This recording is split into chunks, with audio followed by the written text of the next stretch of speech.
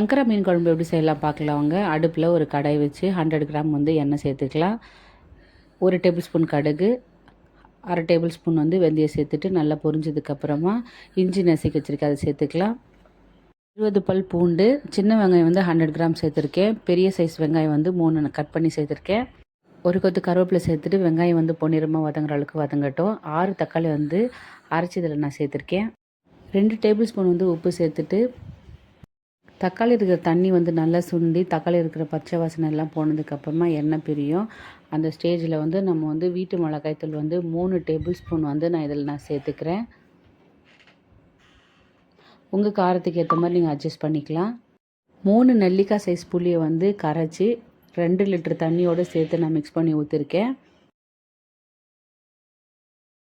4 பச்சை மிளகா, ஒரு பெரிய சைஸ் மாங்காய் வந்து கட் பண்ணி இதில் நான் சேர்த்துருக்கேன்.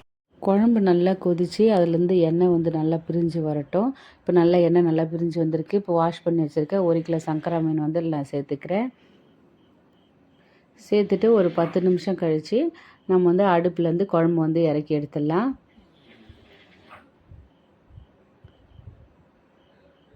குழம்பு நல்லா ரெடி ஆயிடுச்சு. குழம்பு நல்லா திக்காக இருக்குது. சாதத்தோட இட்லி தோசையோடு வச்சு சாப்பிட்டிங்கன்னா ரொம்பவே நல்லாயிருக்கும்.